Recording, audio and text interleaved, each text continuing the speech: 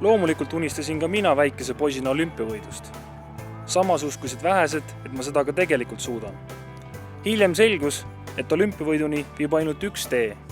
See on raske ja sihikindel töö. Nii tegin oma unistuse teoks mina. Üle madalaia astub igaüks. Sina mõtle suurelt.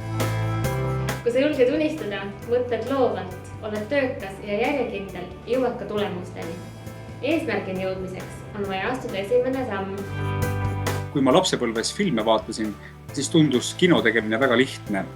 Hiljem pidin aga ränka vaeva nägema, et oma unistust ellu viia. Seda enam peame ütlema, et mida raskem oli teekond, seda magusam on lõpptulemus.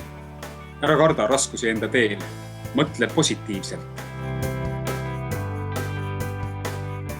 Soov olla laulja ja esineda laval oli alati minu peamiseks unistuseks.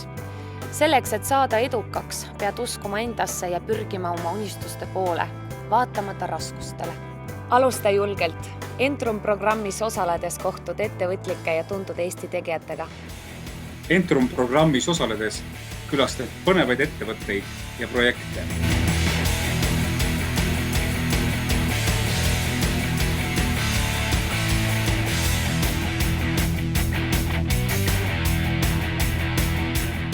Entrum programmis osaledes näed lähedalt, kuidas toimib sind huvitav valdkond ning saad teadmisi, kuidas käivitada ja ellu viia päris oma projekt.